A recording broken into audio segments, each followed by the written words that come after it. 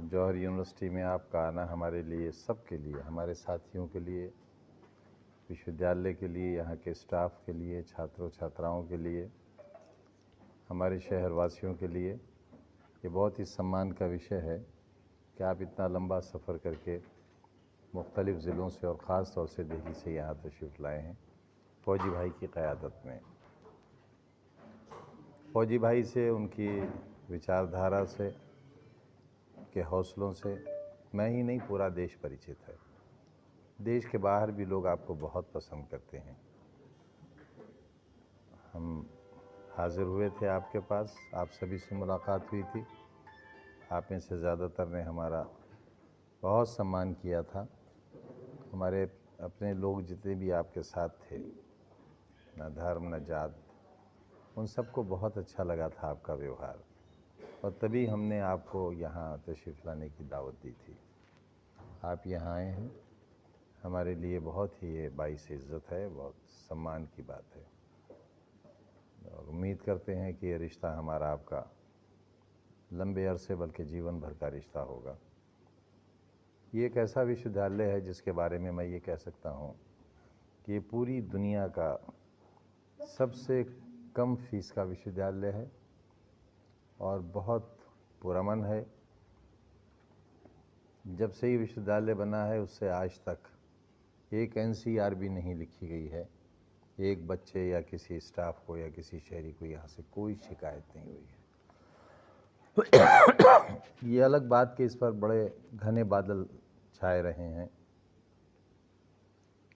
और ये भी हमारा दावा है कि पूरी दुनिया में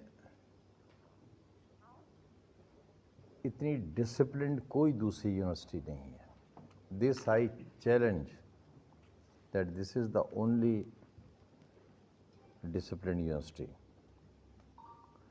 मैं फ़ौजी भाई ही कहता हूँ, नंदा भाई नहीं कहता हूँ, क्योंकि फ़ौजी भाई के नाम से ही मैंने पहले दिन से आपको मुखातिब किया है। नंदा भाई तो सभी जानते हैं, फ़ौजी भाई मैं जानता हूँ।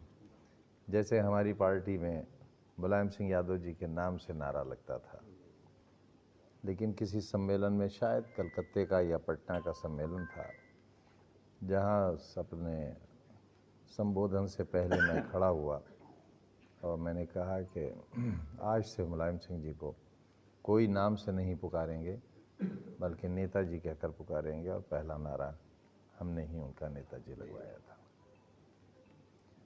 उन्हें रफ़ीक़ुल मुल्क का लक़ब भी हमने ही दिया था। वो बहुत अच्छे थे, आप सब जानते हैं। तो इस विश्वविद्यालय की बहुत सी खूबियाँ हैं। इसे मौलाना मोहम्मद अली जौहर ट्रस्ट चलाता है, वही इसका मालिक है, हम उसके चेयरमैन हैं। हमारे सीबीएसई बोर्ड के स्कूल्स भी हैं जहाँ बहुत कम फीस है, जैसे कोई प्राइमरी सरकारी स्कूल हो। इंग्लिश मीडियम स्कूल हैं, और हमारे बच्चे और हमारी बच्चियाँ मोदी और सेंट मैरी को बीट करते हैं, उनसे अच्छे नंबर लाते हैं, और कभी किसी तरह की करप्शन की, किसी तरह की गंदगी की शिकायत नहीं मिलती। जिन बच्चों के और बच्चियों के माँ बाप नहीं हैं, उन्हें हम फ्री शिक्षा देते हैं, उनको किताब कापी कलम फ्री देते हैं, और उनको 2 ड्रेस एक साल में फ्री देते हैं। और जिनके माँ बाप में से एक नहीं है, उनको 50% कंसेशन देते हैं। जिन लोगों के पास लेबर डिपार्टमेंट का सर्टिफिकेट होता है कि ये पत्थर तोड़ते हैं, रिक्शा चलाते हैं, मजदूरी करते हैं, उनसे मात्र 20 रुपया प्रति माह फीस ली जाती है, और वो उन्हीं बच्चों के साथ बैठते हैं जो बच्चे पूरी फीस देते हैं। दरअसल ये हमारा मिशन है, इससे हम कोई लाभ नहीं लेते, या ट्रस्ट का कोई मेंबर इससे कोई सैलरी, कोई टीएडीए, कोई फ़ायदा नहीं लेते, बल्कि कुछ देना होता है। इसके बावजूद मौजूदा सरकार ने हमारी एक बिल्डिंग, जिसमें रामपुर पब्लिक स्कूल चलता था और 99 साल की लीज़ पर था, लीगल लीज़ पर था, उसे जबरन खाली करा लिया, और हज़ारों बच्चे हमारे, आज कोई पंक्चर जोड़ रहा है, कोई हेयर कटिंग सैलून पर काम कर रहा है। जाहिर है वो गरीब लोगों के बच्चे थे, वो कहीं बड़ी फीस से नहीं पढ़ सकते थे और उनका भविष्य खराब हो गया। अब इस दर्द को सरकारें क्यों महसूस नहीं करती? वो इमारत आज भी खाली पड़ी है, लेकिन स्कूल से उसे छीन लिया गया। सुनने में यह आया है कि अब दूसरी इमारत को भी जो लीज पर है उसे भी छीनने की तैयारी है। दरअसल पिछले दिनों जो इनकम टैक्स का रेड हुआ, हमारे घर पर भी हुआ, हमसे मिलने वालों के 18 ठिकानों पर रेड हुआ और यूनिवर्सिटी पर भी हुआ। किसी बात की कोई शिकायत नहीं है, लेकिन दर्द यह है दिल का कि हालात परेशान तो गुजर जाएंगे एक दिन, हालात परेशान तो गुजर जाएंगे एक दिन, अहबाब के होठों की हंसी याद रहेगी। हमको जो गालियाँ दी गई यहाँ, हमारा नाम लेकर जितनी अभद्र भाषा इस्तेमाल की गई और इसे सऊदी अरब बताया गया, और जिस तरह यहाँ के शीशों के दरवाजे तोड़े गए, अलमारियाँ तोड़ी गईं, और जिस तरह हमारे अधिकारियों से भाषा का इस्तेमाल हुआ, वाइस चांसलर से, रजिस्ट्रार से, प्रोफेसर से, वो भाषा इतनी निंदनीय है कि उस पर जितना भी शर्मिंदा हुआ जाए वो कम है। वो नाराज़गी नहीं थी, वो एक वर्ग के साथ और एक मिशन के साथ घृणा थी, उस घृणा का इजहार था। हम नहीं जानते हमारा कल क्या होगा। आज आपके साथ बैठे हैं, आपसे 2 दिन बाद हम जेल में ना हो, उसकी भी तैयारी है पूरे परिवार को जेल भेजने की। और गुनाह यही है कि हमने समाज के दबे और कुचले लोगों के लिए उनके हाथों से अगर कुछ भी था तो वो लेकर उनको कलम देने की कोशिश की है। ये एक ऐसा बदनसीब शहर है जो रियासत था और यहाँ दोहरी गुलामी थी, अंग्रेज़ों की और नवाबों की। जिस सड़क पर यहाँ का नवाब चलता था, वहाँ उस सड़क पर जनता नहीं चल सकती थी।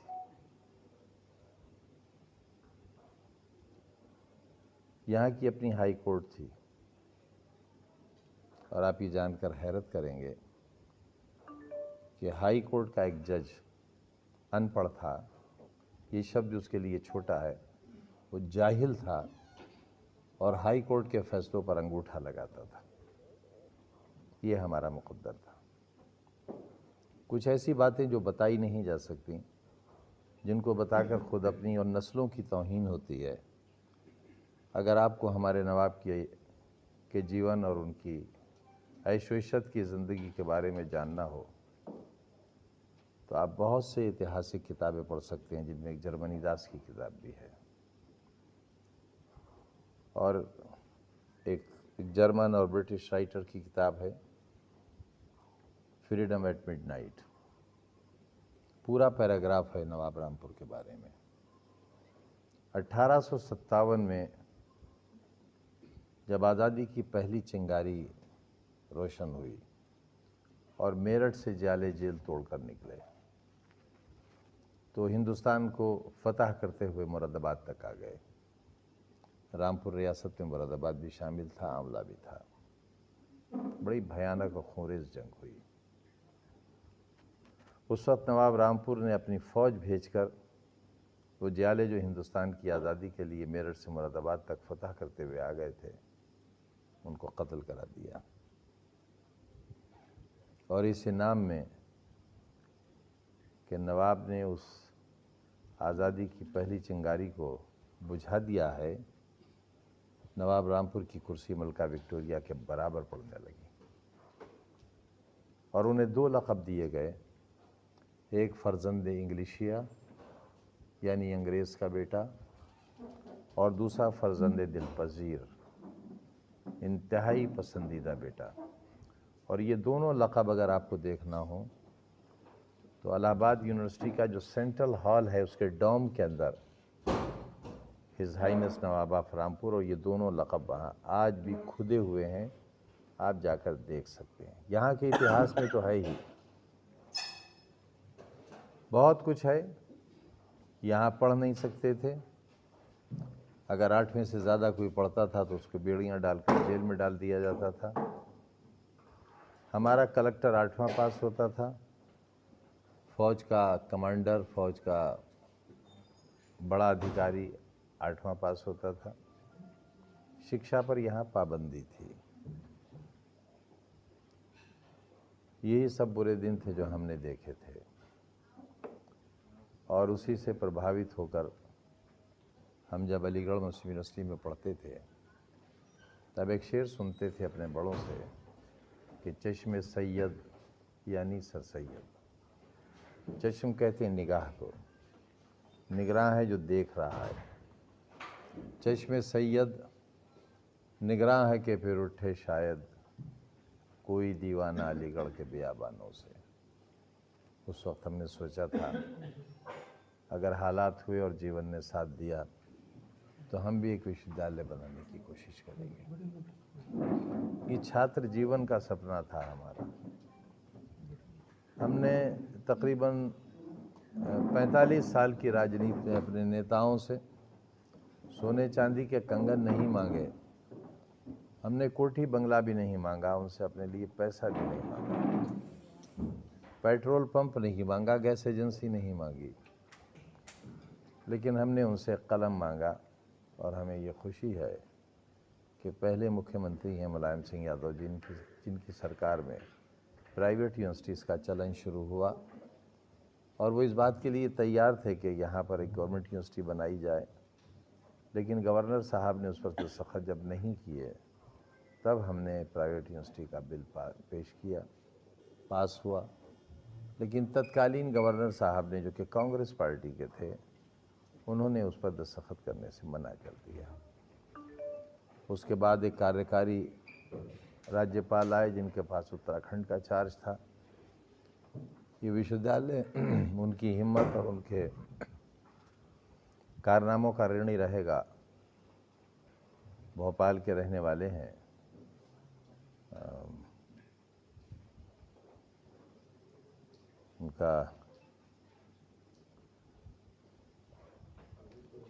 उनका जी मैं नाम बताना चाहता हूँ। उनका नाम, बीमार हैं आजकल, उनके लिए दुआ भी कीजिए। उनका नाम है अज़ीज़ कुरैशी साहब, और उन्होंने उस बिल पर गवर्नर की हैसियत से दस्तखत किए और ये एक मुकम्मल विश्वविद्यालय बना। लेकिन अब इसे बंद करने के लिए बहाने ढूंढे जा रहे हैं, उसको नुकसान पहुंचाया जा रहा है। जिस ज़माने में एडमिशन्स होते हैं उस ज़माने में पुलिस एक्शन हो जाता है और लोग दाखिला लेने से बचते हैं। हमने अपील की है और आपके माध्यम से पूरे भारतवर्ष से आप सभी कमज़ोर और दबे हुए लोगों से ये दरख्वास्त करना चाहते हैं कि यहाँ इंसानियत बसती है। आपने यहाँ कहीं भी ये लिखे नहीं देखा होगा कि ये अमुक धर्म की यूनिवर्सिटी है या यहाँ पर इस तरह की इबादत की जाए या उस तरह की इबादत की जाए। ये सब के लिए है। तो आपसे भी हमारा निवेदन है कि आप अपने बच्चों को, बच्चियों को, अपने मिलने वालों को यहाँ दाखिले के लिए भेजिए। हम पढ़ाते हैं और हम आपके बच्चों को कुंदन बनाकर भेजते हैं। आप अपनी बच्चियों की उतनी हिफाजत नहीं कर पाएंगे जितनी हम करते हैं। आप अपने बच्चों को उतना लायक और सलीक़ेमंद नहीं बना पाएंगे जितना हम बनाते हैं। 75% से अगर कम अटेंडेंस होती है तो हम इम्तिहान में नहीं बैठने देते।